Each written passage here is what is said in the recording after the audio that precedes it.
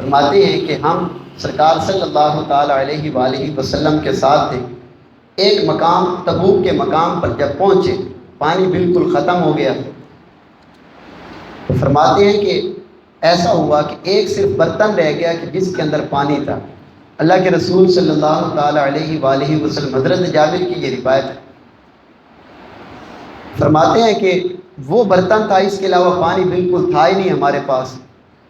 تو ہم نے بارگاہ رسالت کے اندر حاضر ہو کر عرض کی، آپ وضو فرما رہے ہیں؟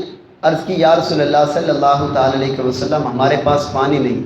کیا شان ہے صحابہ کرام کی، یقین کر جائیں حضور کے صحابہ کا عقیدہ کیسا تھا اور آج کے لوگوں کا عقیدہ کیسا ہے۔ صحابہ کرام بارگاہ مصطفیٰ میں حاضر ہوتے ہیں، کیا طلب کرنے کے لیے؟ پانی طلب کرنے۔ پتہ ہے کہ یہاں پانی سرکار کے پاس بظاہر تو نہیں ہے، صرف وہ ایک برتن ہے، ڈول ہے، جس کے اندر سرکار نے وضو فرمانا اور پانی ختم ہو جانا ہے۔ صحابہ کرام نے یہ حضور کی بارگاہ میں جب حاضر ہوئے تو رسول کریم صلی اللہ تعالیٰ علیہ وسلم نے یہ نہیں فرمایا کہ اے میرے صحابہ تم جاؤ اللہ سے دعا کرو، اب میں کیا کروں، پانی نہیں ہے، تو یہ نہیں فرمایا۔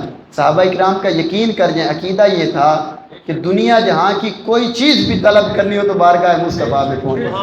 اللہ تعالیٰ نے ہمیں راستہ یہی دکھایا ہے اور ایک ہی در دکھایا ہے کہ کوئی مصیبت آ جائے تو اس دروازے پر آ جاؤ، تمہاری مصیبت دور کر دی جائے گی۔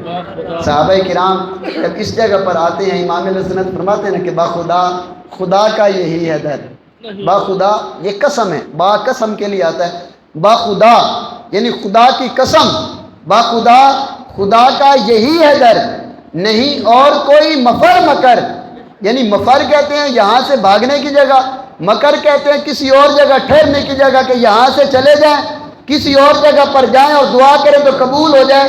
فرماتے ہیں ہرگز ایسا نہیں ہے، باخدا خدا کا یہی ہے در، نہیں اور کوئی مفر مکر جو وہاں سے ہو یہیں آ کے ہو، یعنی اللہ کریم کی بارگاہ میں بھی جو ہوتا ہے یہیں آ کے ہوتا ہے۔ باخدا خدا کا یہی ہے در، نہیں اور کوئی مفر مکر جو وہاں سے ہو یہیں آ کے ہو، جو یہاں نہیں وہ وہاں نہیں۔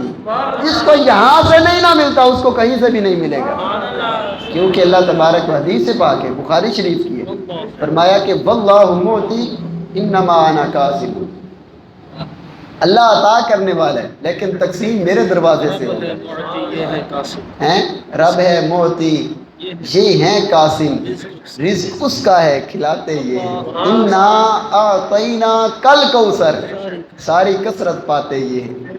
کیا شان ہے۔ امام اہل سنت فرماتے ہیں رب ہے معطی، یہ ہے قاسم۔ یاد رکھیے گا، آپ کو ایک بلا تشبیہ و تمثیل مثال دیتا ہوں۔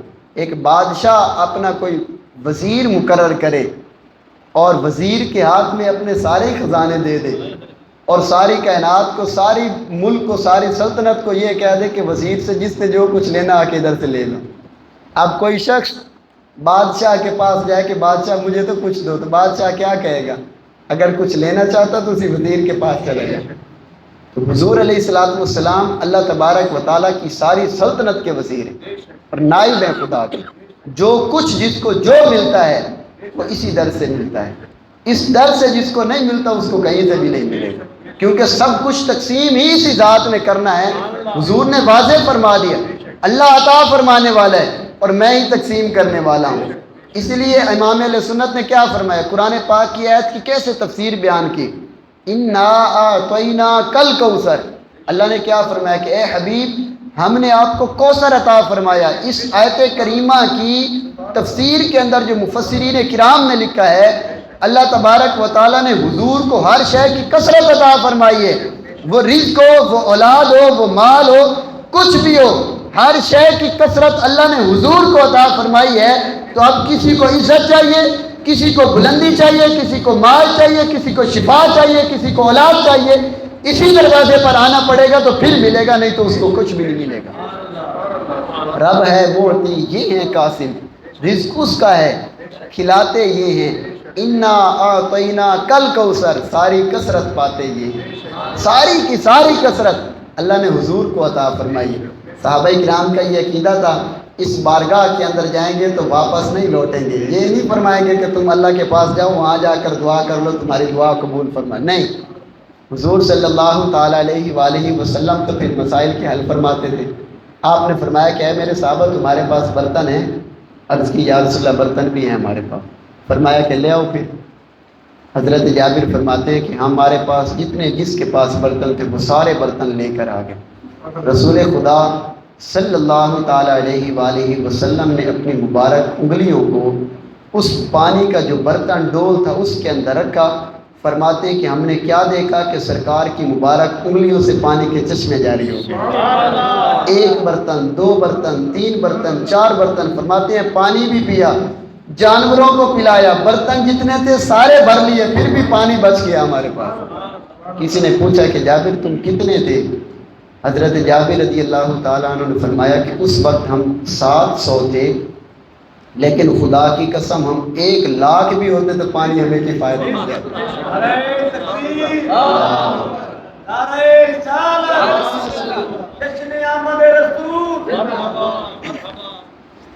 امام اہل سنت فرماتے ہیں انگلیاں ہیں فیض پر، انگلیاں ہیں فیض پر، ٹوٹے ہیں پیاسے جھوم کر، ندیاں پنج آب رحمت کی ہیں جاری واہ واہ۔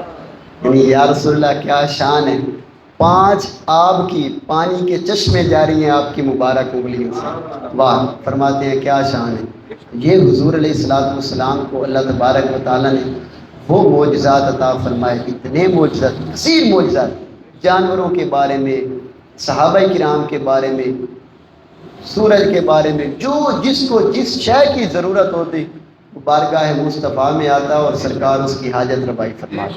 اور آج بھی ایسے ہے، یقین کر جائیں آج بھی ایسے ہے، جو اس بارگاہ میں جہاں سے پکارتا ہے اللہ کے رسول سنتے ہیں۔ ہمارے پکارنے کے اندر تو کمی ہو سکتی ہے لیکن ان کے سننے میں کوئی کمی نہیں۔ امام اہل سنت فرماتے ہیں کہ دور و نزدیک کے سننے والے وہ کان، دور و نزدیک کے سننے والے وہ کان، کان لاڑے کرامت پہ لاکھوں سلام۔ کوئی پکارے تو صحیح، فریاد امتی جو کرے حال زار میں، ممکن نہیں کہ خیر بشر کو خبر نہ ہو۔ یہاں سے کوئی پکارے اور یہ ہو کیسے سکتا ہے کہ سرکار اس کی نہ سنے؟ حضور ضرور سنتے ہیں۔ آج بھی امتی کو یہ چاہیے کہ وہ اپنے آقا کریم آقا صلی اللہ تعالیٰ علیہ وآلہ وسلم کو یاد بھی کرتا رہے، درود و سلام بھی پڑھتا رہے، مشکل ہو تو سرکار کو پکارتا رہے، حضور اس کی مشکل کشائی بھی فرمائے۔ اللہ تعالیٰ ہم سب کو آقا نبی کریم علیہ السلام کی عظمت کو سمجھنے کی توفیق نصیب فرمائے، آمین بجاہ النبی الامین صلی اللہ تعالیٰ علیہ وسلم۔ 2-3 اشعار ہوں گے صلاۃ والسلام کے، پھر انشاءاللہ دعا کریں۔